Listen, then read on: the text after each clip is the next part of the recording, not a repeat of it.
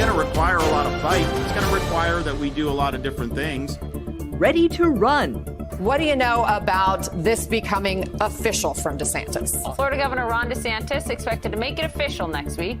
The machine, the messaging. We've got a guy who doesn't give a damn about the people of his state. And the fight as Florida Democrats seize a moment. I plainly died, and never for a second would I sit there and allow anyone to die. Headed to trial. Last scene in the 3-story building, north parking lot. The former school officer who failed to go into the Stoneman Douglas High mass shooting in progress. Is justice jail or bail? No bond on count one. New state law and the view from the bench. The biggest news of the week and the newsmakers all live this week in South Florida. Good Sunday morning. I'm Glenna Milberg. We begin this very locally focused program with the results of an election clear across the state. Why? To launch this question as elections ramp up, is Florida red or still purple? Voters in Jacksonville elected a new Democratic mayor this week, despite being outspent by her Republican opponent, who also had the endorsement of Governor Ron DeSantis. After a red wave in the midterms, the state legislature, with a 2-to-1 Republican majority, closed a session with a slate of new laws that steer to the right: healthcare, education, immigration, plus.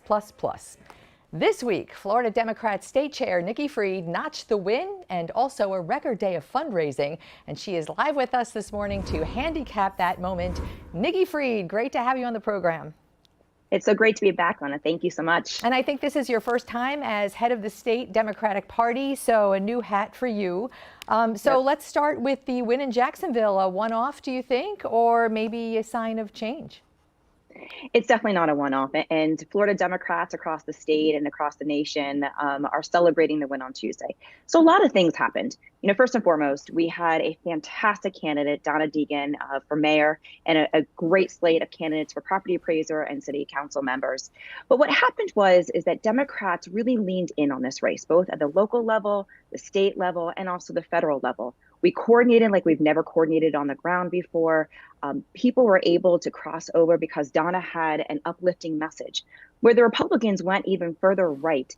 And this is the first time that we've seen an election. This is the first election that we've seen after this atrocious legislative session. So you're also seeing a lot of Republicans and independents that crossed over, not just for Donna, but for the entire slate. This is really a backlash to a lot of the atrocious policies that came out of this legislative session. So let me talk about a little bit about what you just brought up, because what you're saying is sort of a sea change from what we've seen in the state Democratic Party up through and even after the midterms.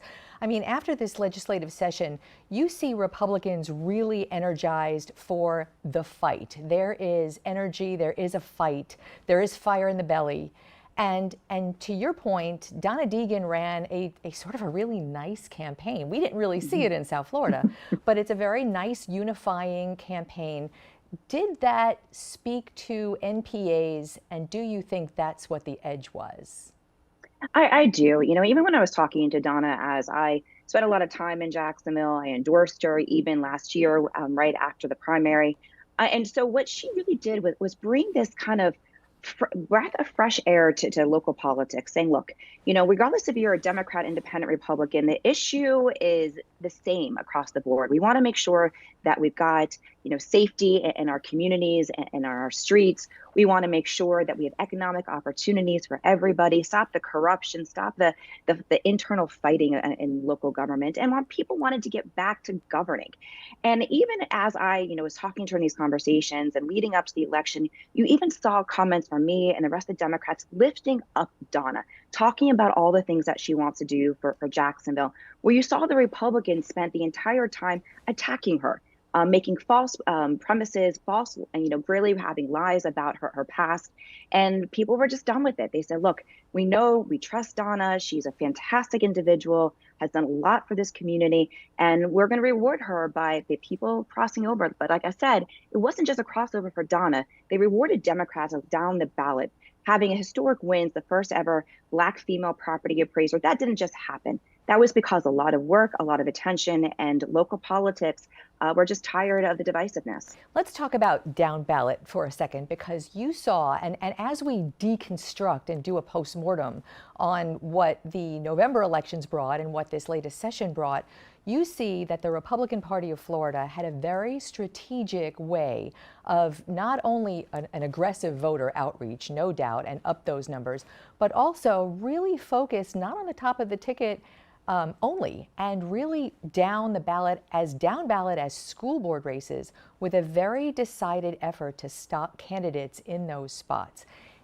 Take that, run with that a little bit in context of what does the Democratic Party need to do now to match that aggressive effort?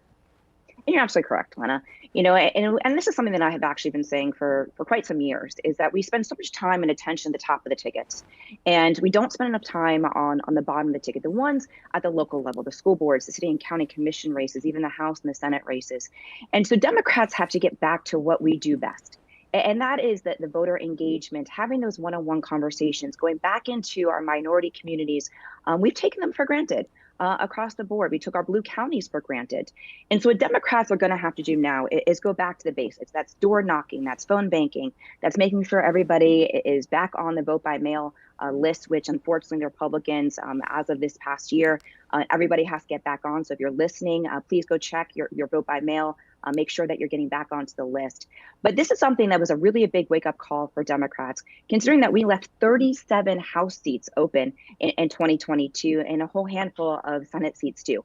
This is not how you win elections. You win elections by getting the energy, the enthusiasm, the candidates that people know on the ground, people know from those communities and from their engagement on years past. And that's what Democrats have to do. We have to field candidates up and down the ballot, making sure that we're having a local efforts, we're getting back to the basics, door knocking, and of course, increasing our voter registration. That's all coming back inside the party. And look, and I've said this too consistently, November of 2022 was a complete breakdown of the Democratic Party. Everything from not fielding candidates, from not doing voter registration, from not doing door knocking, and that showed. And unfortunately, it was the worst election results that Florida Democrats have ever seen. We have no statewide elected Democrat. It's the first time there's been a supermajority for the Republicans, no statewide elected Democrats since the 1800s. That's going to change. This is not indicative of who we are as Floridians. It was a collapse of the Democratic Party in November. So now that we have, we've seen that the supermajority Republican effect in the last 2 months in the state legislature are some of the most conservative laws and some of the biggest swing to the right in this state in certainly my recent memory. And I think people watching, to your point, that's part of it. The messaging was part of it. But Nikki, there is a lot of support around the state for a lot of the very conservative laws that are now in place. And then again, there are some that have really very little widespread support when, if and when you look at polling and you see, case in point is the abortion restrictions to 6 weeks, not a lot of huge across the board support, although some very intensely concentrated support. Do you think that some of those very strict laws, be it on immigration or abortion or in education, is that a plus for Democratic messaging, or is that going to be something that you have to overcome? No, look, this legislative session, no one was happy. If you talk to Democrats, well, obviously you've talked to Democrats, they were in a fight for their lives. But even if you talk to Republicans, they were miserable this legislative session. They didn't want to do the governor's bidding, but yet they all conceded to this. And so when you see 75% of Floridians not wanting in a 6-week abortion ban, 71% did not want permitless carry in our state. Not even just permitless carry, it's trainless carry. Now people don't have to go through training in order to have a concealed weapon in our state. 70% did not want the attacks on higher education in House Bill 999, yet they passed it anyhow. People did not want the immigration reform, which now is going to have a detrimental impact on our 3 largest industries in the state. From construction, we're already seeing construction sites vacant. As soon as my ag industry goes back into the field to harvest, they're going to be without workers, and also in the tourist industry. And so what Ron DeSantis has really done is his entire MO to run for president, as he's going to announce from all of speculation for next week. And he's done so on the backs of Floridians. And our economy is going to suffer. And unfortunately, this last legislative session, they were continued on these awful culture wars and not listening to the people. But at the same time, We've got property insurance crisis everywhere in the state of Florida. If you can even find an insurance carrier, and hearing reports that next year we're going to see a 40% increase on property insurance, that's on them. That's on the Republicans for not handling the day-to-day issues that people in our state actually care about.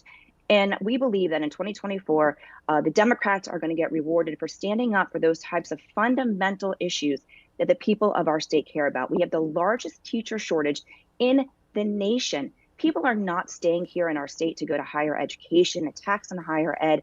And there's going to be a pendulum swing, and it's going to be imperative upon myself and the rest of the Democratic Party here in our state and across the country to make sure that we are ready to get that pendulum to swing back, because this was an extreme, and especially those that are coming from all over South America and Central America that have come to South Florida looking for democracy and freedom.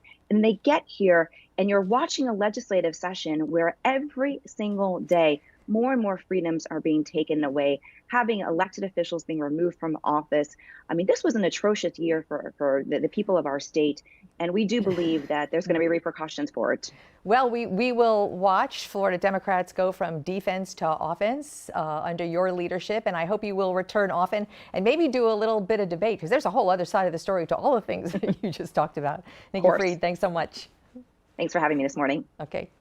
All right, next, is this the week? Finally, the governor makes it official, the signs and some insights when we come back.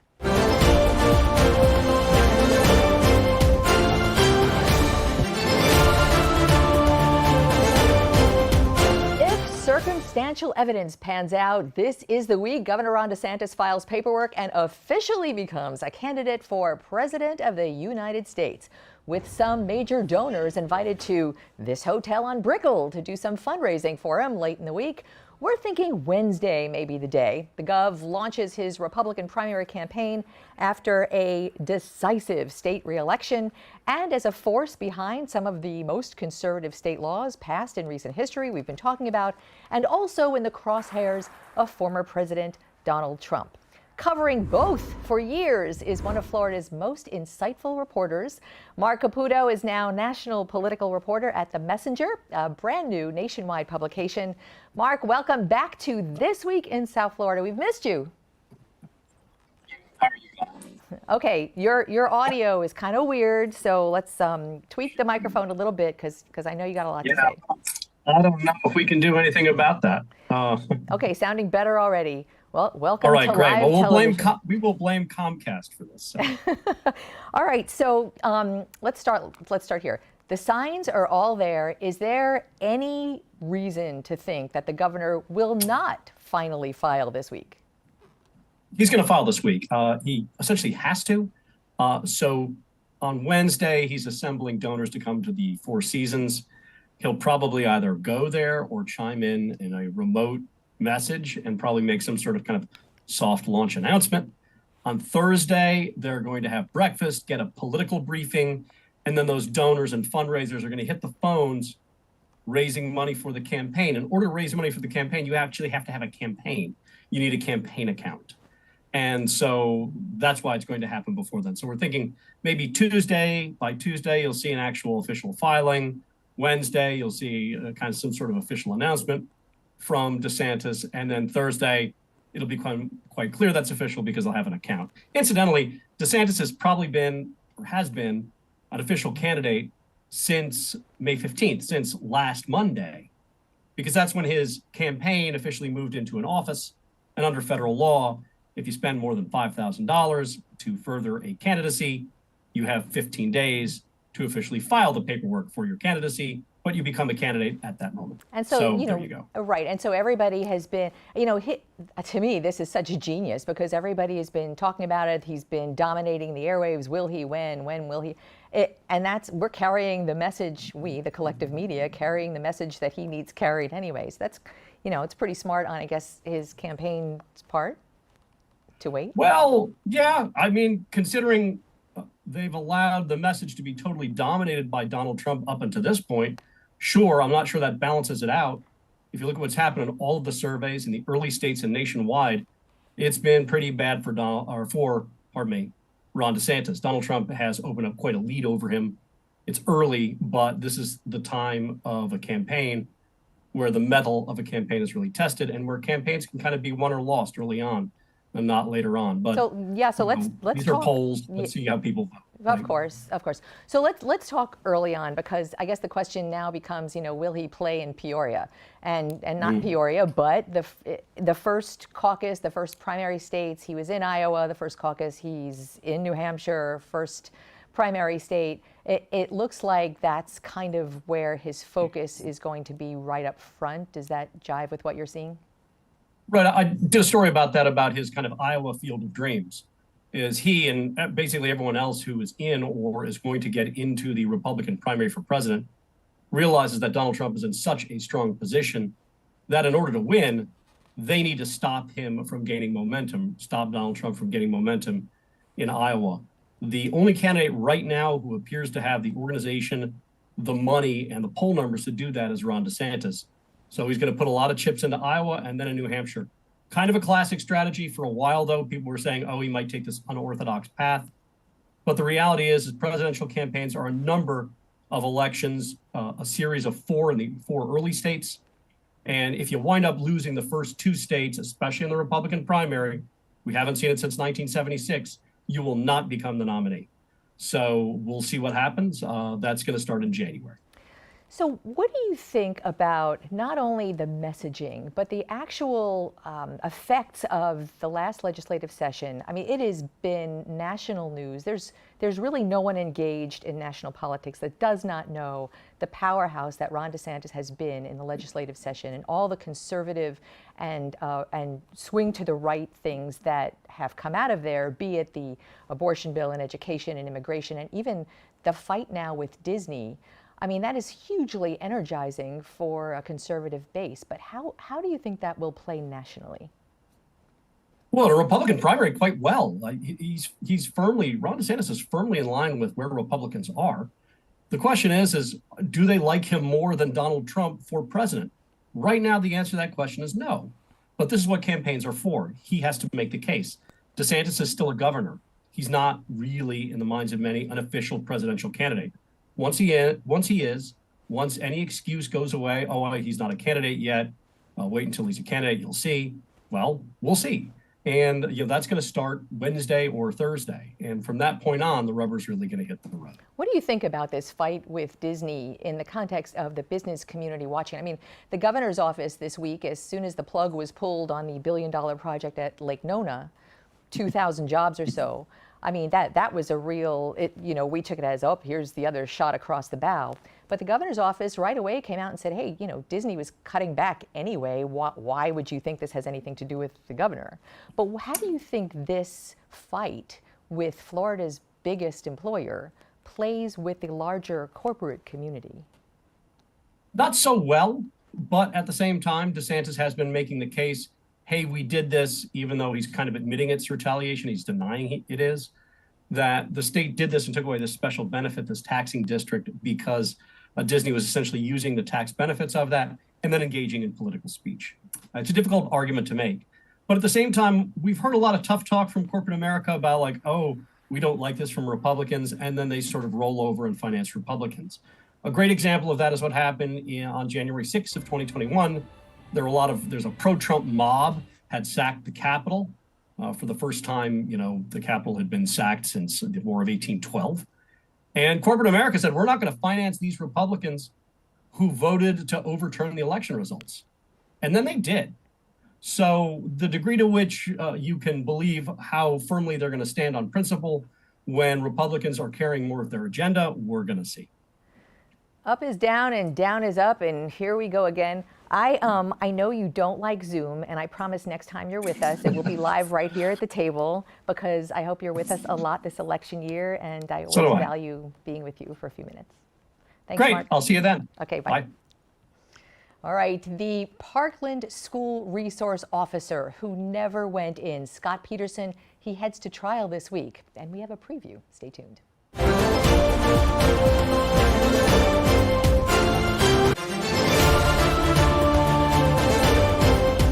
This week, our community's collective scar will once again open as another trial begins involving the mass murder at Marjory Stoneman Douglas High School 5 years ago. This time, it's the school resource officer who did not go in.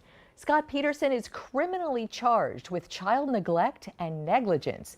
For some legal context on that, Gail Levine, a veteran prosecutor leading some of South Florida's most high-profile cases, who is also here helping us make sense of the Douglas High shooters' sentencing phase.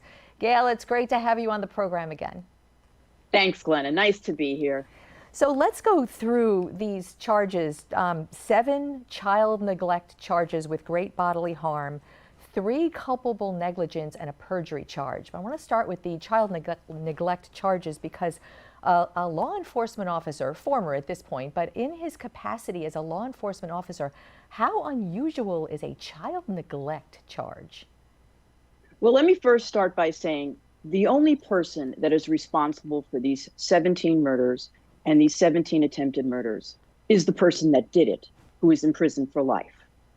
Second thing I want to tell you is that police officers are sworn to protect and serve. They are not what I would believe is defined in the statutes in Florida as a caregiver. And Mr. Peterson is charged as a caregiver for those child neglect charges. That entails people that are supposed to be feeding and clothing a person that's a child or elderly or physically disabled. That is not what a police officer does. If that's what a police officer does, then we no longer have a right to privacy and we no longer need search warrants because police officers are caregivers to children and elderly. And do you think that would hold true for specifically a school resource officer? Absolutely. In fact, in 2018, when this crime occurred, there was very little law on what a school resource officer is supposed to do. In fact, that law now, Statute 1001, was enacted after this shooting.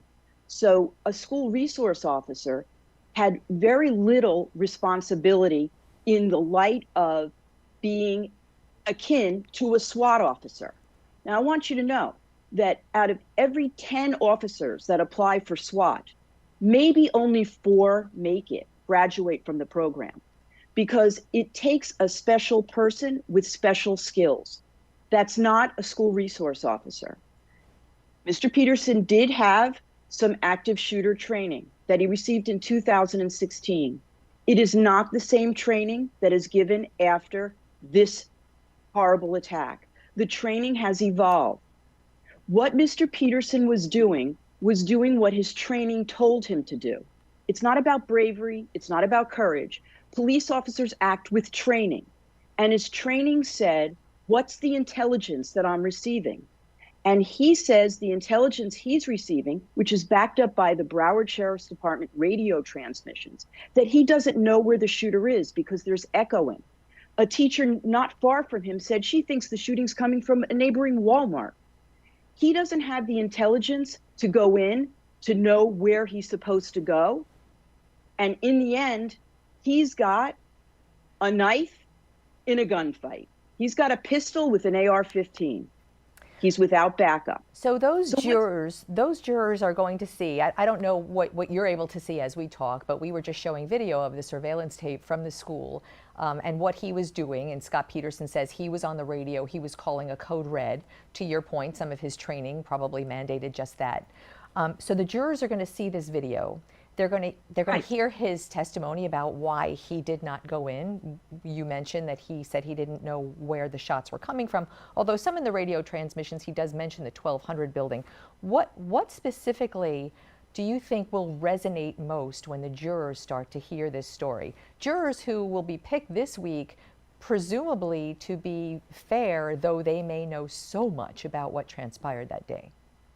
Well, I think what you have to actually listen to is the radio transmission. And when you show the video, the surveillance video, which I've seen, by looking it up myself, but what you don't hear is the transmission. What's he being told? Is he being told, you go in there? You go in there? No, he's not being told that because Broward Sheriff's Department is not getting the same radio transmission as Coral Springs. It's a perfect storm. Coral Springs knew where the shooter was based on the 911 transmissions.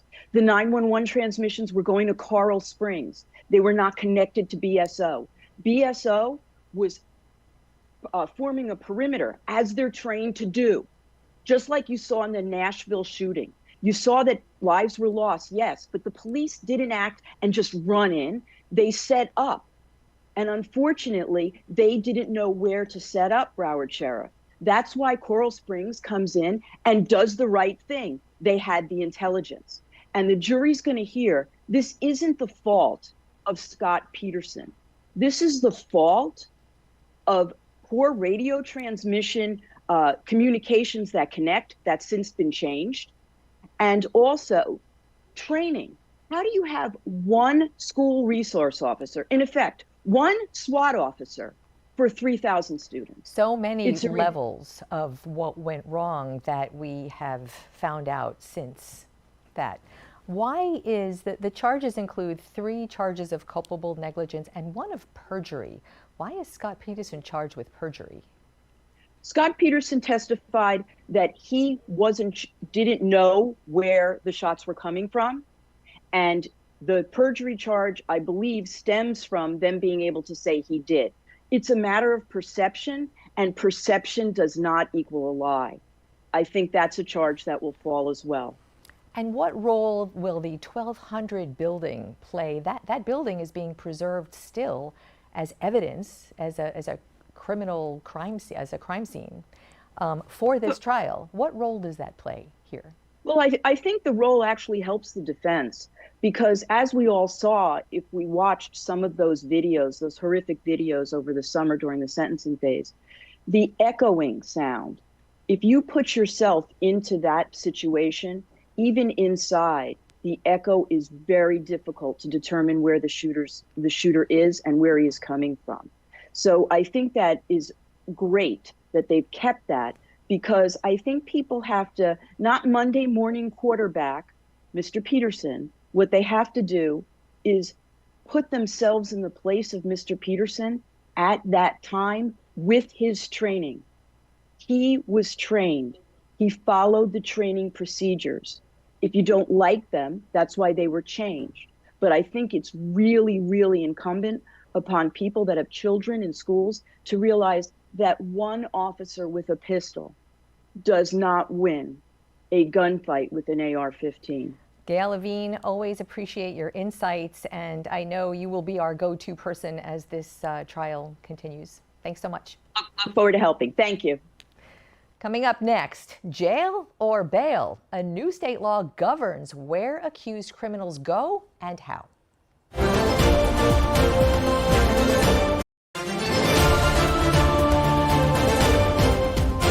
Law and order became high profile this legislative session. A new state law focuses on how accused criminals are held or released to wait for trial. Locally, Miami-Dade courts were already reviewing that process and dealing with the politics of crime and punishment.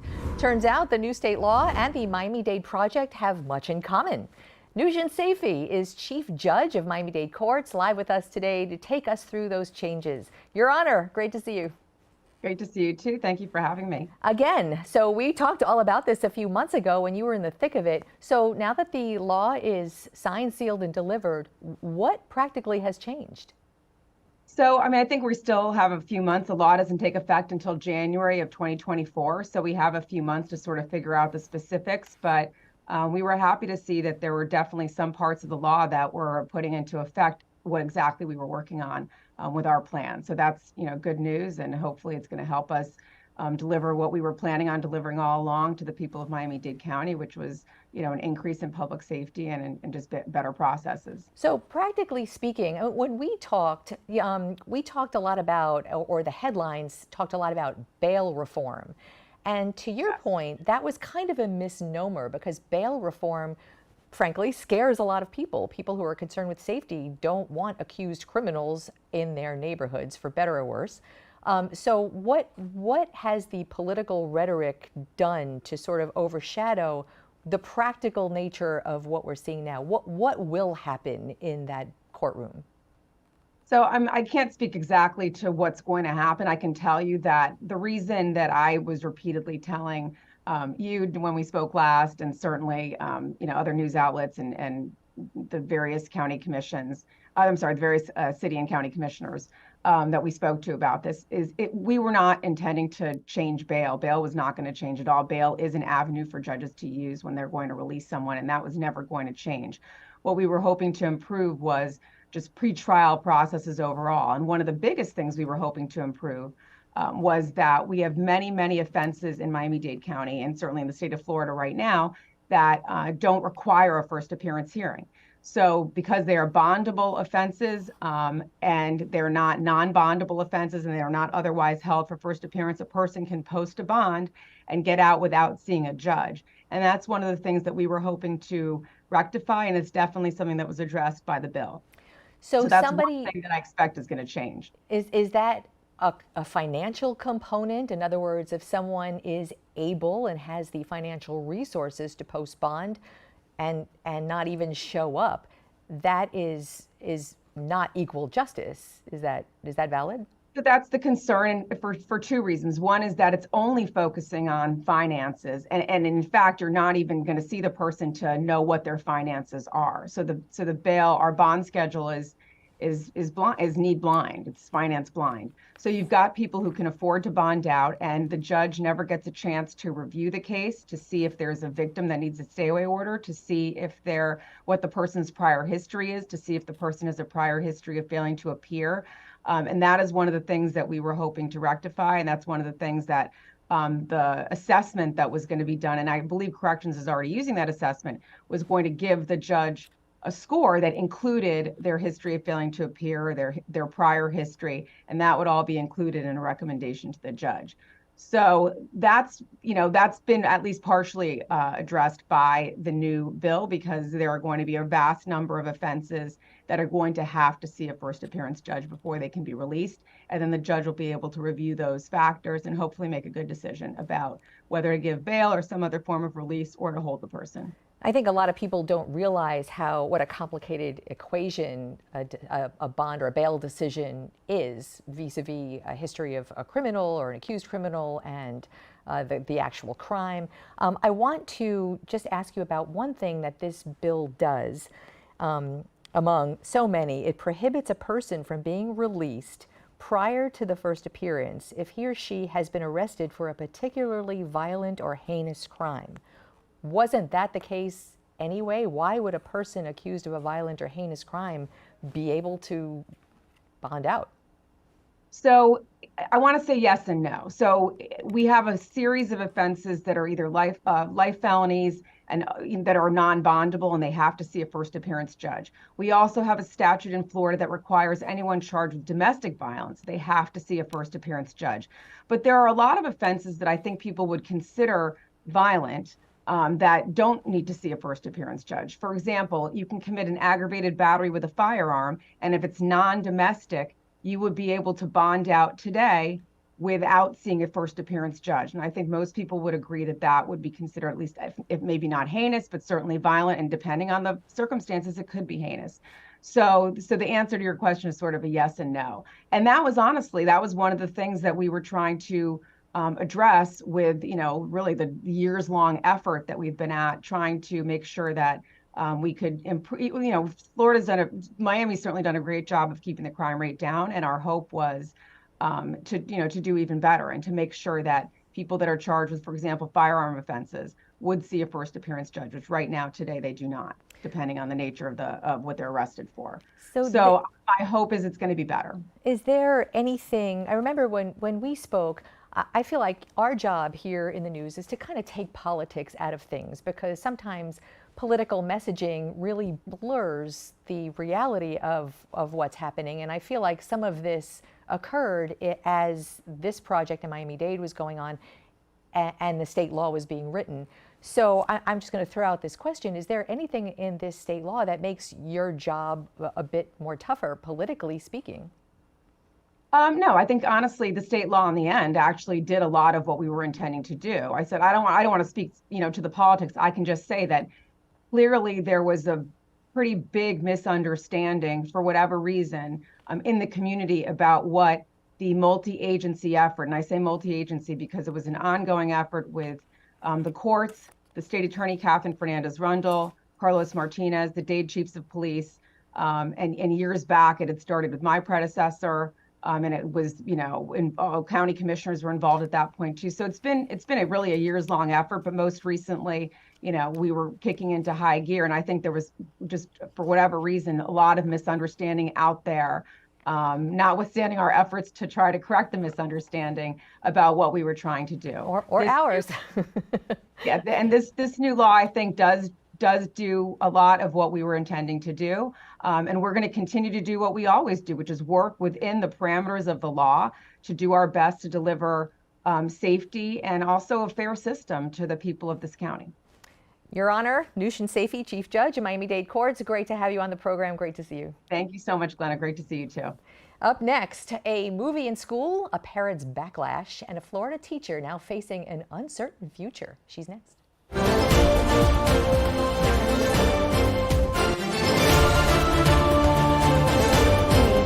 Florida Department of Education has opened what may be the first investigation into a teacher under the brand new law that expands guidelines against sex and gender curriculum through middle and junior high school.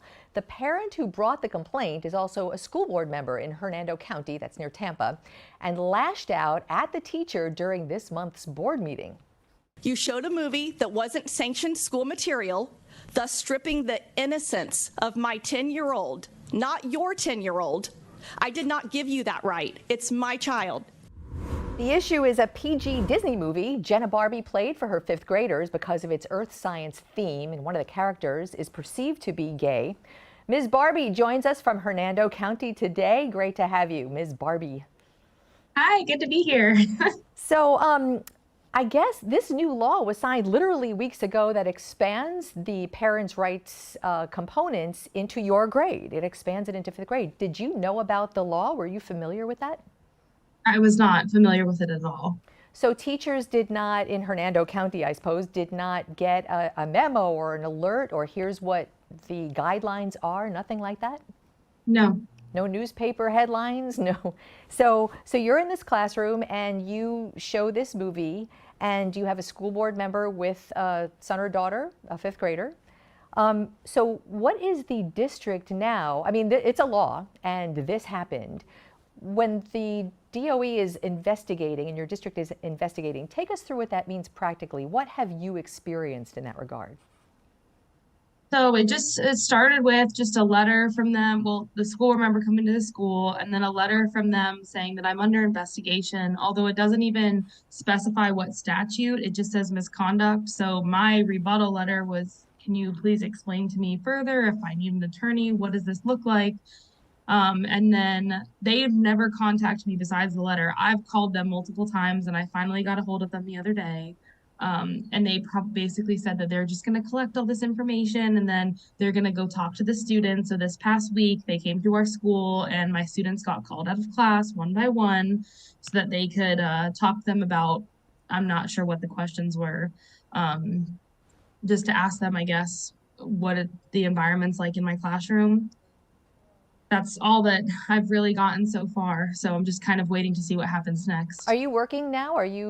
School, I guess, ends in a couple of weeks, right? Are you back in the classroom? Yes, they never took me out of the classroom. Oh, okay. And yes, and people are thinking, there was a whole thing about high resign. No, it's just a not returning next year. I am staying, I will finish with this class. I love my students. I would not want to, that's one of the things I've been fighting is that I can finish this year with them. So you are not coming back next year by your own choice. Is that what you're saying? Yes. Yes. So did you know that there is I don't know that it's a gay character in Strange World. It's certainly a character that has a couple of lines where you perceive this as a gay character. Did you know that? I've seen the movie once before. So like when I saw it, it didn't really faze me when we even watched it in class. I have students who are part of that community in this classroom. These students they talk about much deeper topics that some of them are, you have to shut down, but they're very aware of these kind of things. So because there was no PDA or anything like that, it didn't seem like a big deal. PDA I didn't realize it was. For anyone who doesn't know, acronyms, public displays of affection. Yeah, sorry. So let me ask you this, because this law is has been one of the most controversial, And whether you are in favor of it or opposed to it, it is a law. As we sit here and speak, it is a law. And the fact that the conversation in your classroom and conversations are not part of the law or dictated in law, it's curriculum. And the word curriculum was used in the bill and in the law. So because this movie was part of the curriculum, I suppose this is the thing that they want to get to the root of. Are you willing to step up and let them know that you did not know what the law was? Maybe there's a breakdown in training. Maybe there's a breakdown in somewhere along the lines. I mean, what is your future like? Well, I think that one of the biggest takeaways from this is that I didn't know about it. So first of all, if we're going to have laws that affect all the teachers, there needs to be a meeting of some sort amongst the district, amongst individual schools, where they bring us all together and tell us what the rules are. Second, I think that there's kind of controversy right now across this whole state about what that law actually means, now that I'm researching more about it since this incident. And there is no specifics. Everyone's kind of confused about so we're not allowed to say the word. Are you not allowed to have any representation of it, of homosexuality? It doesn't really make sense. Because while it's not part of curriculum, 90% of socialization these students get is in school, and they have one-to-one devices. They're having these conversations. They're going through puberty. They talk about these things.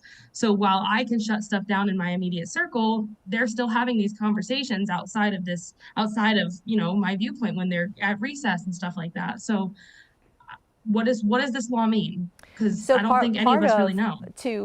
I guess we'll flip. You ask, I'll answer. There's a component in the law that outlines what parents can do to challenge the curriculum, which I suppose is what this parent/school board member did. And she's got a bully pulpit along with the parents' rights, which is how this all played out into now a national story. But what you're going through is what the process that this new law lays out when a parent challenges curriculum. So that's what we know. Right. So, and I guess that's a big thing a lot of teachers have been reaching out to me about is there are so many teachers, there's 3 at our school alone that you're reported for indoctrination. And that's that a parent can say one thing and your entire 10 plus career is on the line because a child went home and told their parent one thing, and now the parent can just report you. So That's Jenna Barbee, terrifying. I hear you, and we've heard other teachers say the same, and we've heard people who are very supportive of this law. So I think it sounds like your case will be really a test case, and I hope you will stay in touch with us and let us know how that's progressing. Absolutely. Jenna Barbee, thanks so much for being with us. Thank you so much for having me. And we will be right back.